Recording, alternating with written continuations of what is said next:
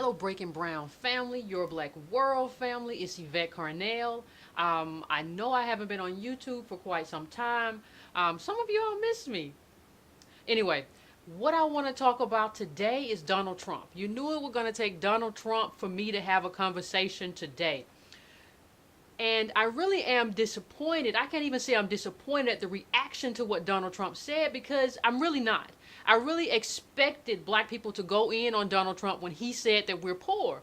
Because part of the problem is that we're delusional. Like, we don't believe we're poor. We can give you all type of statistics talking about how you should give black people opportunities. You should help black people. But the minute Donald Trump says you're poor, what do you have to lose?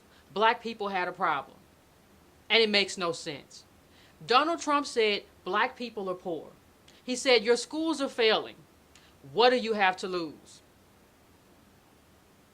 And that's just the truth. And, I was watching MSNBC earlier this week, and I saw this woman. I don't know who she was on MSNBC. I don't know if I've seen her before. I obviously didn't remember her. But I saw her say, well, he's being condescending to black people, and not all black people are poor. And I'm kind of sick of hearing that. Because most black people are poor or in the working class. Like, that's poverty. This is what happens when you don't have any inheritance. You don't have any inheritance. We don't have good schools. There was a study recently that showed most black people, the majority of the black community go to failing schools. Okay, we don't have any inheritance. We have failing schools. There are no jobs. That means that we're a part of a permanent underclass. I don't care what the girl on MSNBC tells you who wears a nice weave. I don't care what she says. We're in part of a permanent underclass right now. And you don't have to trust what I'm saying to you. The only thing you have to do is look at the data. Don't look at me. Just look at the data. The average, the median white family, not average, we're talking about median net worth is like 118,000. For black people, it's around 6,000. For black women who are single, they have on average a wealth in the amount of $100. Top 5% of black people, what you're talking about right there in terms of worth, in terms of assets, is $350,000. That's nothing. Even if you look at the top 1% of black people in terms of median, in terms of median worth, they're at about a little over 1 million. We're talking the median for the top 1%. For white people, it's around 8 million. Okay, so you don't have to hear anything that I'm saying to know that black people are poor. You see, there was a study that came out a while ago that showed that something like 7 in 10 black people who are born into the middle class will fall below the middle class. 7 in 10. Do you understand what those numbers mean? That means that you will do worse than your black parents. 7 in 10. 7 in 10 times. That is not, the people in that community don't have a right to say, oh, we're not poor. Yes, you are. You're just in a delusion. It's just that you watch too many rap videos. You've seen the game, and I saw the game on he had a ugly red Bentley or something like that. It looked like a Bentley. It might have been, it was a Bentley. It wasn't a Rolls Royce. It was a Bentley. And you've watched too much of that. I saw this little Bryson Tiller or something. He's an R&B singer. He was posing in front of a Ferrari or something. And so we see that so much that we don't understand that most of the time these people don't even have real money. They're just telling you they have real money. And if the black people who do have real money are members of not even the top 1%, but the 0.1%. So we shouldn't even be judging who we are and who we think we are on those people because they're not a good representation of the black community and the black community's wealth, the black community's earnings, the black community's income. So, the one thing that I wish that would just stop happening is I wish that all of these hip hop people would stop just posing in front of a car every time they got some money. It's funny, we don't see Bill Gates right now. He has more money than all of them put together. We don't see him every time he gets a new car pose in front of a car because it's just stupid. It's just what children do. So what you see with a lot of these black celebrities is that they're children in grown people's bodies. They're still bragging about their cars and the things they have. And the thing is, we know that, the bankruptcy's coming. So I don't even know why anybody cheers that on, because the minute the bankruptcy comes, you say, oh my gosh, I can't believe, why did he take care of his money more? Because you needed him to be wealthy. You needed him to put on this fake and this fraudulent thing, So That's the only reason. If it wasn't for black athletes, if it wasn't for black celebrities, we would know that black people don't have money. If it wasn't for credit, if you had to pay cash to go get a house like you have to do in third world countries, you would know that you're poor. The reason you don't know that you're poor is because you can go and get a loan. And part of the other reason we don't know that we're poor, there are a lot of white people who aren't telling the whole story. Even white people who are poor have a worth of $10,000. Even white people who are poor. So you look at that guy in the trailer park and you say, "Oh, he's messed up just like me." No, even in poverty, he's doing better than you. You have a negative worth in poverty. He still has something, according to that study that showed 202.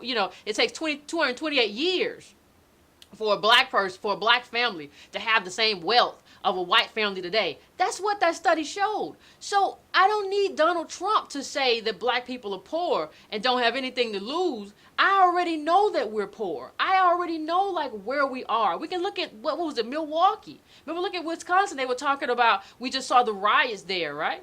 And when you look at what happened, you saw there was another study that showed that most of these black communities, these pockets of blackness, were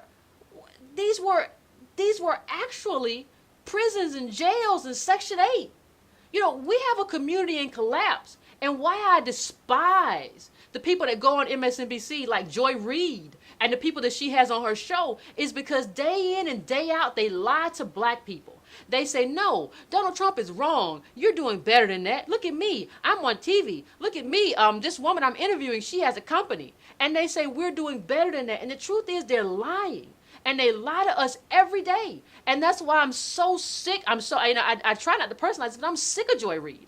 I'm sick of the people that she invites on her show. I'm sick of her speaking on behalf of black people. I'm sick of Charles Blow speaking on behalf of black people. I don't represent black people, and neither do these people. The data represents you, though. So what I want you to do is just get involved in the data.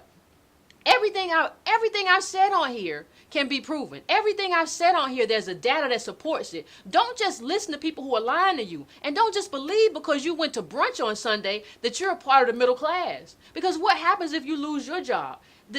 What supports so many of these people that we see when we talk about wealth is that there are structures and institutions that support these people. There are structures and institutions that support, these white people who are doing well. There's no structure or institution that supports us. Bill Clinton gutted welfare. Bill Clinton was the one who decided to put us in jail in mass numbers, especially black men. There's nothing that supports us anymore. So for Joy Reid to go on and talk about we're not poor and that's condescending, she's a liar. And she should be called out for being, a liar. I think there was a study. There was also a study that showed that like the majority of Americans are too poor to shop. Think about that. Too poor to shop. 20%. 20%, not a majority, correct myself. 20% of Americans are too poor to shop.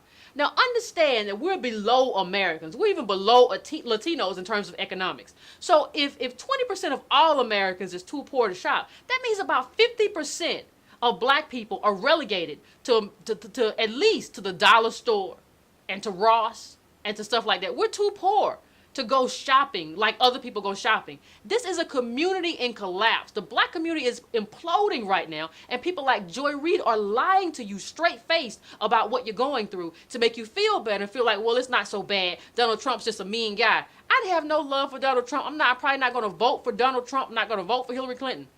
But that doesn't mean he's wrong. You have to be able to see outside of that kind of blind hatred for Donald Trump to see, you know what, he might have a point. Just because I'm not going to vote for him or just because I don't necessarily like his politics doesn't mean that he's wrong. He's not wrong. We are poor. We're poor and we're not moving. We're downwardly mobile. Do you understand what it means to be in the richest country in the world for like the past 400 years and still be downwardly mobile? Everybody comes in this country and just climbs to the top over your back, and you're still downwardly mobile, and you're gonna let Joy Reid get on TV and talk to you and lie to you like that and not call her out about it? Why? Because you get to go smoke cigars and cognac? Tell me how long you would be okay if you lost your job. If you lost your job tomorrow, those of you out there who have jobs, tell me how long you would be all right. And tell me if you need another job, who could you call on?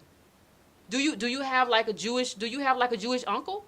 Do you have Do you have a white aunt who maybe works at HR or works somewhere where they're hiring can put a good word in? We don't have that. We don't have those kinds of people. We don't have those kinds of structures that make sure that we're okay. We're at the bottom and we're staying at the bottom. People don't understand. Like, it's not about somebody just hating you because you're black. Jim Crow didn't happen because black people were black and had nappy hair and they just didn't like us and they thought we were monkeys. No, it happened to shut us down and to shut us out of economic opportunity, and we've still been shut out. And I don't care what Joy Reid tells you with her lying self, she's wrong. She doesn't understand the numbers, or she doesn't care, because she's got hers.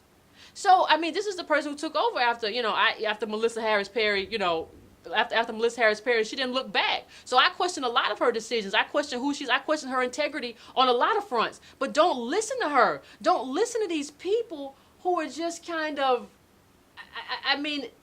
just kind of lying to us. I mean, you at a certain point, you have to take responsibility for who you listen to. The data is there. And you know what? In this YouTube video, I'm going to put links up to some of this data to let you know where it is and what I'm talking about. I'm not just going to get on here and talk like Joy Reid and all the other people that I have on MSNBC and not give you the data. The data is there. So this is what I'm saying. What I'm saying is that, you can't listen to these people. What I'm saying is that we are poor. What I'm saying is that Donald Trump is not wrong in terms of where we are. He is not wrong in terms of what we have to lose. Whether you vote for Jill Stein, whether you vote for Donald Trump, whoever you vote for, understand that the Democratic Party, hasn't really been doing anything for us. And he's right about that. That doesn't mean that he's the solution. I'm not saying that he is. But I'm saying that I don't see how you throw your hat in with Hillary Clinton. This is the person who used Haiti as her personal ATM. Bill Clinton was the person who not only decided not to go into Rwanda. This is the guy who decided that we're going to make sure that the UN doesn't go into Rwanda either. He said we're not going to do genocide anymore. But how many bodies, how many hundreds of thousands of black people died because, Bill Clinton just didn't want to do it. So I don't know how you put your vote in with the Clintons. There's nothing that you can say to me that says, yeah, I might vote for Hillary Clinton. It's never going to happen. So I think what we have to understand is that we are poor. Donald Trump is right. Bernie Sanders was right when he said it. And it's only our kind of delusion and our kind of self-esteem, which isn't based on anything, that kind of deludes us into thinking that we aren't poor. We are poor, and we have to do something about it. But we can't do anything about it until we accept the fact that we are poor. In the richest country in the world, we're the poorest, and we've been here the longest. It doesn't make sense. And so when you think about it that way, you have to decide, what are we going to do about it? Let's accept it. We are poor. Now what are we going to do? We are even those of us who have degrees, we have debt that a lot of us will never pay off. What are we going to do? We're poor. And until you pay off your debt, you're poor. If you have 30, 40, 100, and $200,000 of debt, you're poor. You don't have any money. You got $200,000 of debt on your back. So I think we have to, like I said, data matters. And we have to start following the data. We got to stop following these people on MSNBC who kind of feed us this garbage. No, data matters. And let's follow the data and let's have this conversation. And then once you accept the data that we are poor, then we can talk about what we can do about it. Okay?